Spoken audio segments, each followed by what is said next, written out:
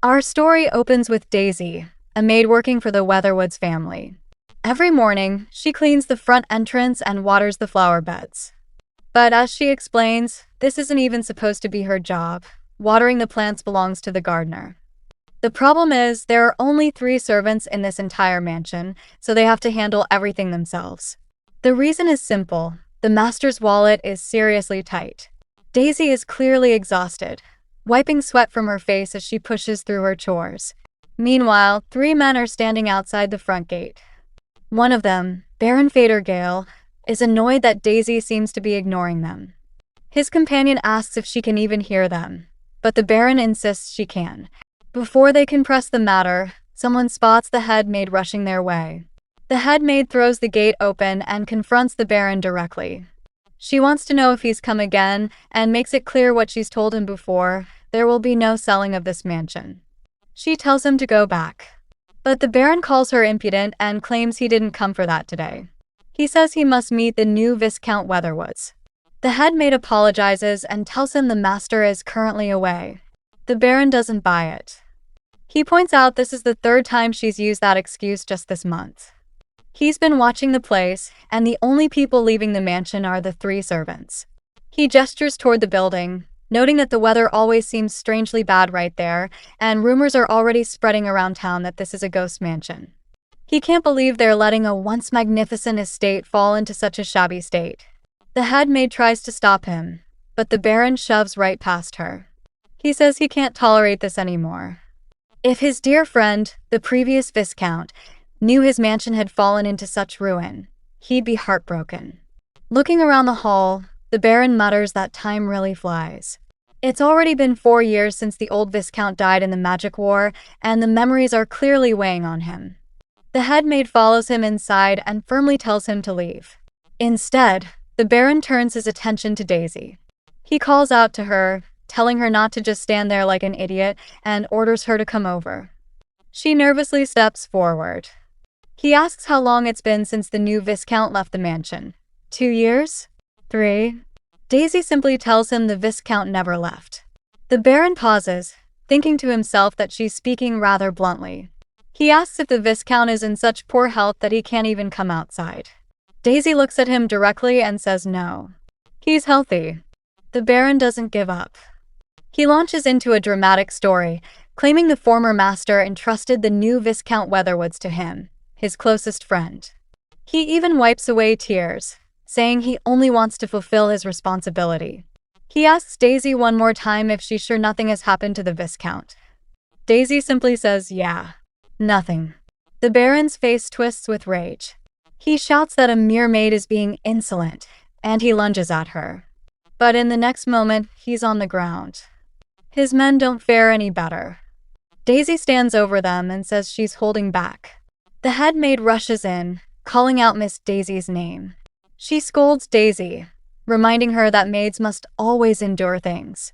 She says even without using strength, they could have dealt with sickly raccoons like them.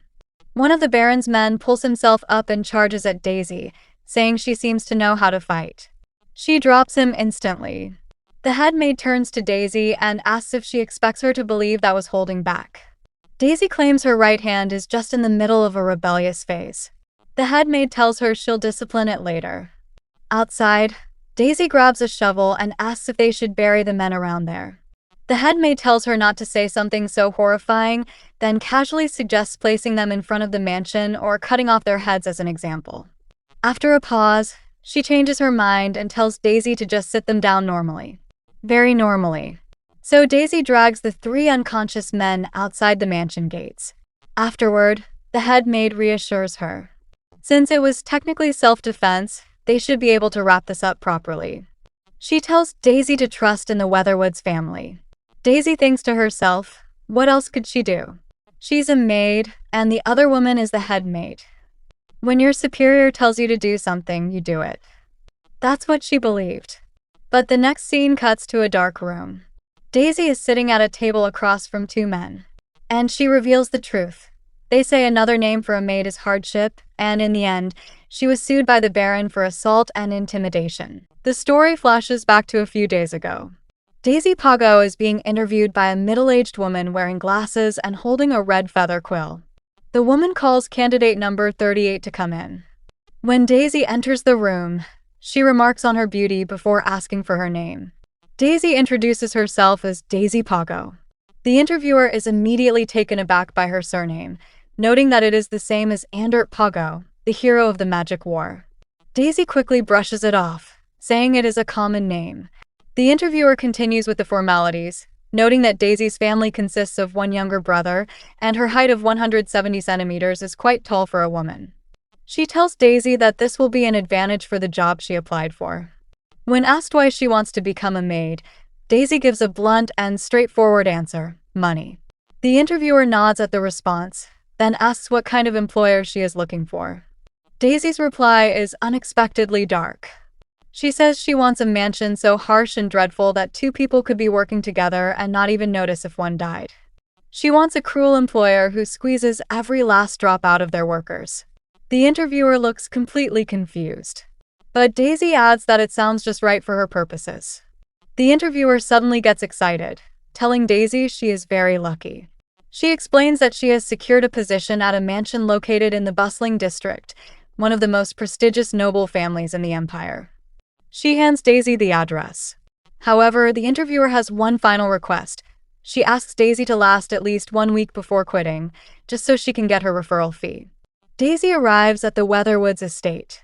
Looking at the massive, overgrown iron gates, she thinks to herself that it looks like a demon might come out of it, and even the bell seems to be broken. Unsure of what to do, she decides to wait. After an hour passes, she grows impatient and grabs the metal bars, shaking them vigorously. She figures that if she makes enough noise, someone will eventually come out. Her plan works. The head maid finally appears and opens the gate, apologizing for the delay. She confirms Daisy's identity and introduces herself as the head maid of the Weatherwoods estate. She tells Daisy that normally maids are not allowed to use the front gate or entrance, but in this estate, she can use them however she likes, though she asks her not to shake it like that. She then asks if Daisy has any luggage. Daisy mutters a quiet, The head maid promptly corrects her, reminding her that a proper reply should be, "No, I don't." Daisy corrects herself. The head maid provides the rules of the estate. The owner is Viscount Weatherwoods. The current staff consists of Daisy, the head maid, and a cook and gardener who will arrive in 4 days. The salary is paid on the 1st of every month, and the working hours are from 6 in the morning to 7 in the evening. She escorts Daisy to her room, which is surprisingly large for a maid's quarters. She tells Daisy to rest for a bit, change her clothes, and come to the first floor entrance. Before she leaves, the head maid gives one strict final warning. She tells Daisy that there is one thing she must remember. She must never enter the master's bedroom. And if anyone asks where he is, she is to say he is out. Daisy remains silent, and the head maid demands an answer. Daisy complies with a simple yes. Once inside her room, Daisy shuts the door and collapses onto the bed. She finds the place livable enough for her goal, which is to work here without drawing attention. Her thoughts reveal her true motive. Within the next 3 years, she must find those items, otherwise she will die. The next day, Daisy and the head maid are working nonstop. Daisy is already feeling exhausted, thinking to herself that she is seriously going to die and that this place is insane. The head maid compliments her, saying that things go much faster with 2 people and that Daisy is strong and quick-witted. She admits that it was worth giving a large sum to the registry office clerk to bring Daisy here. Daisy realizes that the clerk was only looking for a payout. As night falls, the head maid notices how late it is and suggests they stop for dinner. Daisy perks up at the mere mention of food. During the meal, Daisy practically inhales her soup and finishes 2 bowls. The head maid watches her with mild exasperation and tells her to keep those thoughts to herself since she is not the cook. The head maid remarks that she has seen countless maids pass through the Weatherwoods household, but she has never seen anyone quite like Daisy. Curious, the head maid asks Daisy how she ended up becoming a maid. Daisy pauses and reflects on the question herself. A flashback flashes before her eyes, a city engulfed in flames, and a blond man in a military uniform falling to the ground, surrounded by blood splatter. Daisy remains silent, holding her spoon, unable to give an answer. Noticing Daisy's silence, the head maid places a hand on her shoulder and tells her she doesn't have to answer if it's hard. She adds that everyone has their own story and carries at least one sad story in their heart. Daisy thinks to herself that she was about to say it was because she's homeless and broke, but quickly decides against it. She fears that if she reveals she's broke, they might treat her even more like a slave. However, contrary to her worries about being mistreated, the next day brings a back-breaking schedule. Daisy is tasked with cleaning the dust from the second-floor ceiling, followed by an endless list of other duties. The days begin to blur together. After dinner, she closes her eyes for just a moment, and when she opens them, it is already the next day, or rather, the day after that. The exhaustion is so severe that she imagines herself as a cow forced to carry the weight of her chores, with heavy stones labeled cleaning the first floor, wiping the second floor, and organizing the basement strapped to her back. After 3 days of such exhausting work, Daisy falls into a deep sleep. But in the dead of night, an intruder makes his move. A figure dressed in a black hooded cloak silently enters her room and stands over her bed, gripping a knife. Without any hesitation, the stranger brings the blade down toward her sleeping form. He stopped the blade just inches from her face. He told her to wake up and warned her that she had to obey him if she wanted to live. He then made his purpose clear. From today, she was a spy. Her job was to monitor Viscount Weatherwood's movements and report back regularly. Daisy, still half asleep, simply asked why. The intruder paused, clearly confused, and muttered to himself, wondering if she was still half asleep. He tried again, telling her to listen, but before he could finish, Daisy suddenly slapped his hand away. The knife went flying. She asked him if the pill was around here. The intruder started coughing. Daisy had already slipped something into his mouth. It was a suicide pill, a favored tool of the assassination guilds. She knew exactly what she was doing. The intruder, now gagging, managed to choke out a single word. Why? Daisy stood there and asked him again why. She wanted to know why he was targeting the Viscount. The intruder backed away, clearly terrified. He told her she was no ordinary maid and asked who she really was. He then started explaining himself, saying he was just fulfilling a request sent to the guild. He claimed he wasn't told why the Viscount had to be monitored. He didn't even know who the client was. Daisy pressed him, asking what number he was. He hesitated, then admitted he was at least the third. Daisy realized that the work was hard, but not enough for everyone to run away. She then asked what happened to the previous maids. The intruder told her he didn't know, his role was only to extract an oath of obedience from them. He insisted he didn't involve himself in anything beyond that. He explained that the person who sent the previous maids must have used magic to force the oath on them. An oath is a forbidden spell that uses one's own soul as collateral. If it's broken, the soul is destroyed. In other words, those previous maids might already be dead. Daisy asked what could drive someone to find out from the Viscount so badly. The intruder was begging at this point, asking her to spare him. He said he'd take his own life if he had to, but promised he'd be a fugitive forever. He even offered to take an oath of obedience to her, promising not to say a word about her to anyone. Daisy just turned around and told him she didn't need it. She quietly asked herself if she should kill him. But the next moment, the head maid's voice cut in from behind. She scolded Daisy, telling her not to say such horrible things. Daisy immediately stopped and simply said, "Yeah." The next morning, Daisy stood by the window, looking out at the estate. She let out a small sigh, muttering him to herself. She seemed to be thinking about everything that had happened. Inside the mansion, the head maid was busy pouring tea while Daisy looked out the window. Suddenly, Daisy noticed something. It was quite noisy outside. She pointed out that it looked like someone was moving in. The head maid agreed, mentioning how fast it happened after the Esla family packed up. Daisy froze at that. She turned to the head maid and asked, "What? It wasn't an empty house?" The head maid didn't answer. Later, Daisy got up to leave the room. The head maid asked where she was going. Daisy bluntly replied, "To pee." The head maid told her to use more refined language. Daisy admitted to herself that she was careless. As she walked down the hallway, she glanced out the window. She saw a man with bright blue hair walking toward the mansion. Daisy froze. She immediately recognized him. It was the same guy from last night. She couldn't believe it. She asked herself why he was acting like that. She stared at him from the window, and in that moment, the blue-haired man looked directly up at her. Daisy panicked. Did he actually sense her gaze from this distance? She told herself that this guy was no ordinary person. But then she shrugged it off. It couldn't be helped. She would just give up on the assassin guy and completely forget about everything that happened yesterday. The next morning, Daisy headed outside to start her chores. But when she reached the front entrance, she was met by a man in a formal suit. The blue-haired man greeted her with a warm smile. He introduced himself. He was the gardener and cook who would be starting today.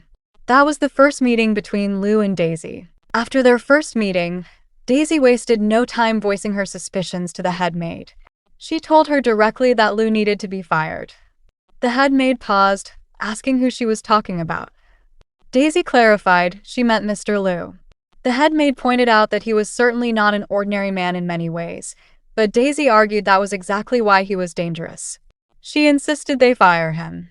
The head maid told her it wasn't good to judge people so hastily. She then reminded Daisy that she was just as unique as Mr. Lou and told her to take her own advice. Daisy thought to herself that no matter how she looked at it, he was blatantly, insanely suspicious. But she couldn't deny one thing: he was incredibly beautiful. Even his bizarre blue hair looked dazzling, thanks to his perfectly harmonious features. Just looking at him felt like a mental assault.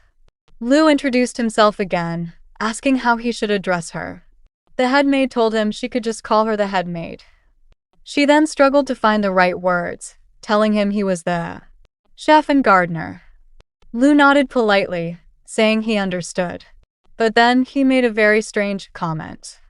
He told them it must be hard to believe that someone as blindingly beautiful as him would be working as a chef at a dying manor, or managing a garden that looked like a trash heap. He said they had to accept it, because it was the truth. The head maid was visibly flustered, but Daisy just stared at him with a flat expression. Lou then turned to Daisy and asked for her name. She simply replied, Maid. He paused, asking if her name was actually Maid, and said that was unique. He told her he looked forward to working with her, before deliberately calling her Miss Maid the maid. Later, as the two maids stood together, Daisy thought to herself that the only thing suspicious about Lou was his handsome face. She felt the head maid was far too naive. She recalled that the assassin she caught at dawn was already by Lou's side the night before. And on top of that, Lou lived right across the street from the Weatherwoods manor. She was convinced he was clearly a spy sent to monitor Viscount Weatherwoods. Just then, the head maid turned to her and called her name. Daisy flinched. The head maid pointed at the window and told her to wipe the handprints off the glass until they were spotless. Daisy was annoyed, but she had no choice. As she started scrubbing the window, Daisy ran through her options in her head. No matter how much she thought about it, both Lou and the assassin seemed to be cooperating. But she couldn't tell the head maid about any of this. If she did, the head maid would ask how she knew, and Daisy would look suspicious too. Then she might end up getting kicked out of even a weird house like this. Besides, the head maid was already a true slave to capital. She had completely fallen for Lou, who had offered to work for half pay and renovate the garden with his own money. Daisy realized that money was a dangerous thing. It had made the head maid turn a blind eye to a spy who threatened the master's daily life.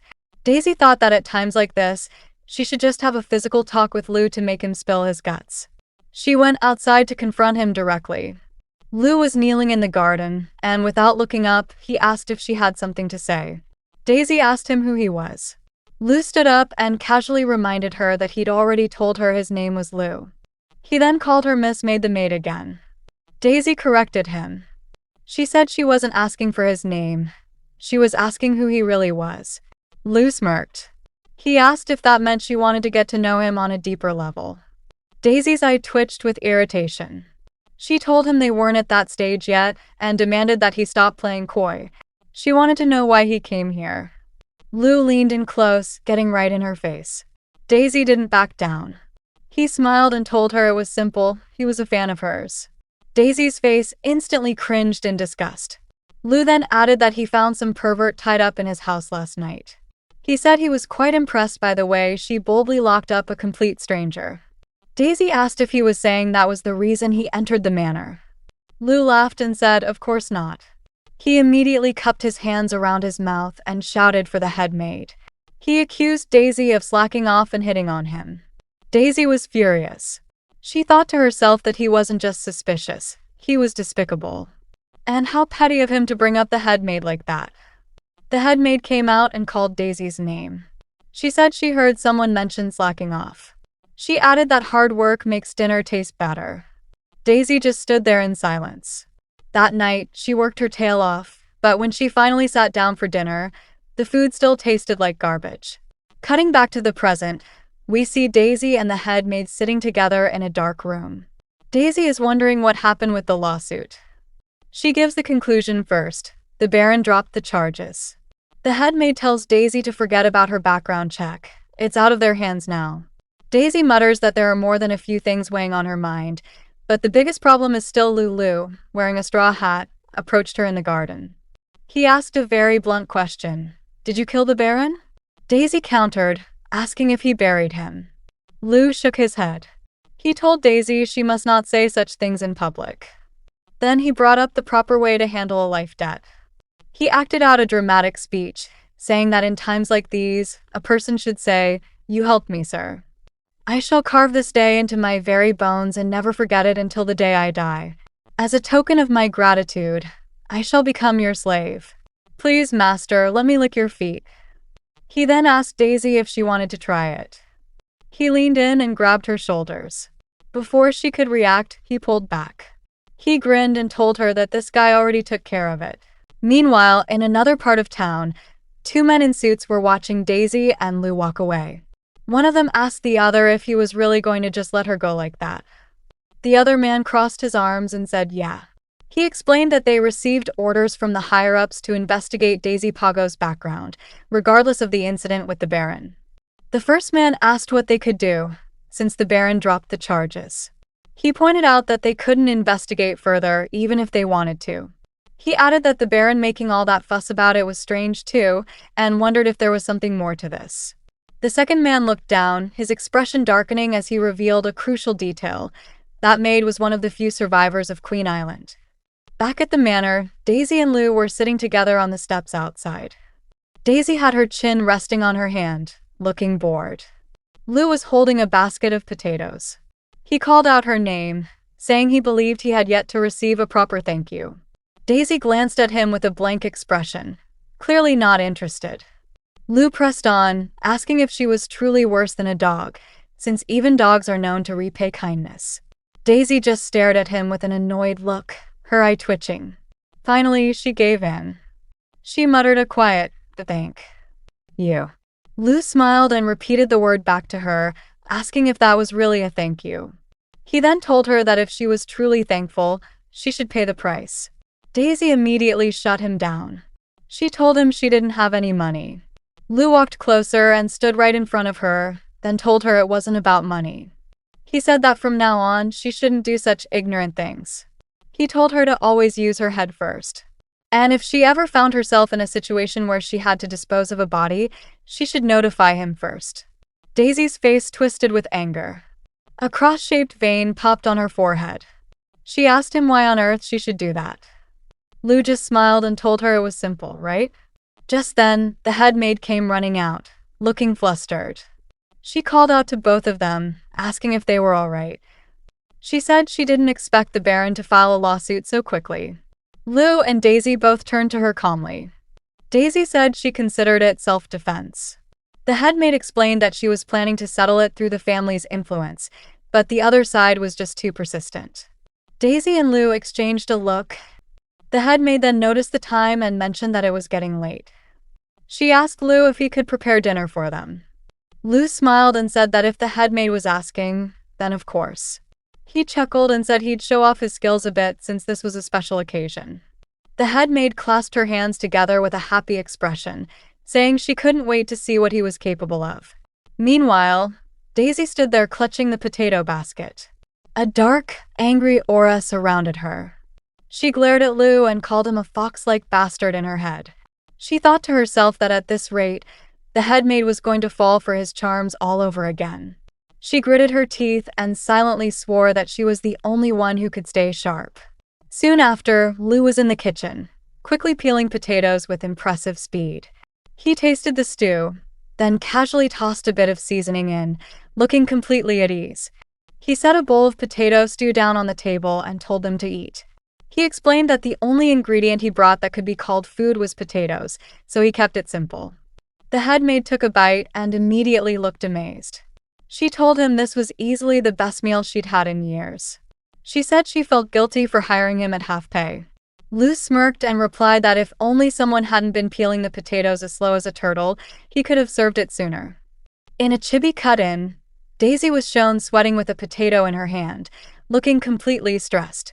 Daisy started eating quickly. Lu told her to eat slowly. No one was going to take it from her. Daisy paused, then asked him a direct question. She wanted to know how he got the Baron to drop the charges. Lu gave her a blank stare. Daisy clarified that she was asking if he grilled him, boiled him, or what. She asked why the Baron dropped the charges. Lu rested his chin on his hand with a smile.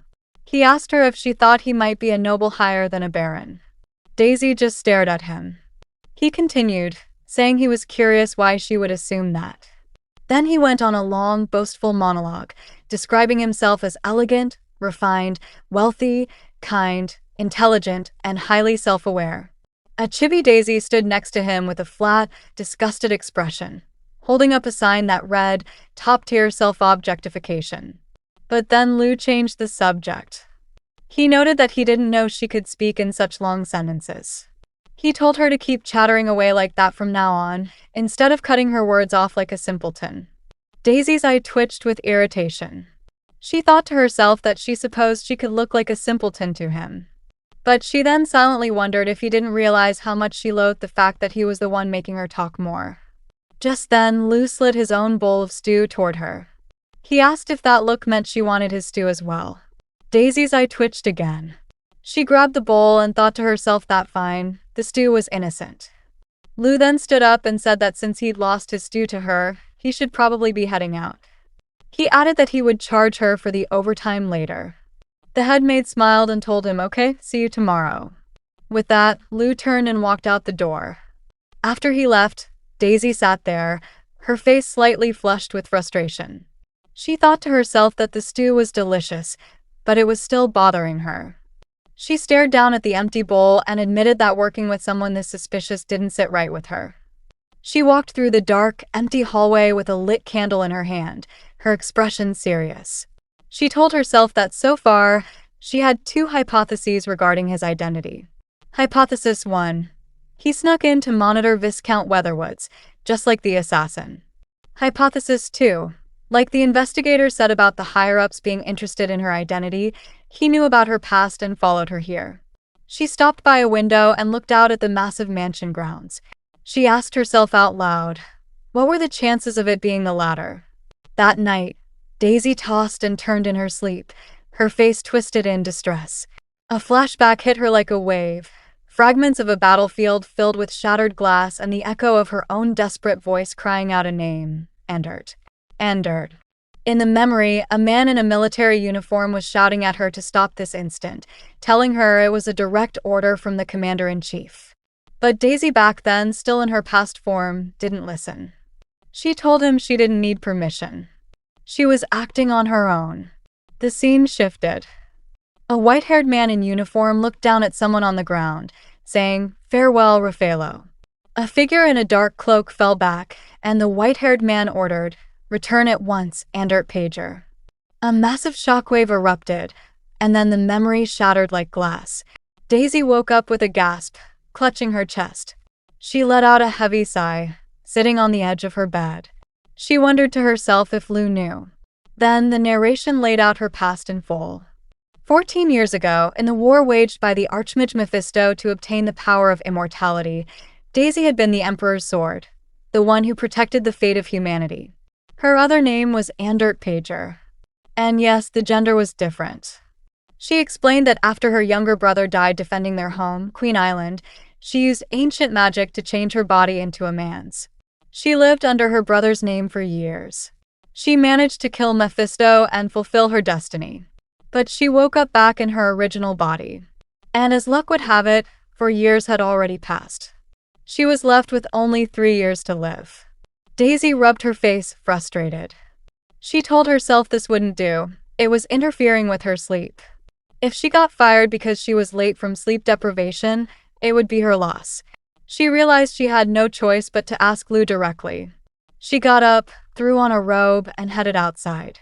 She walked past the manor gates and stood in front of the mansion across the street.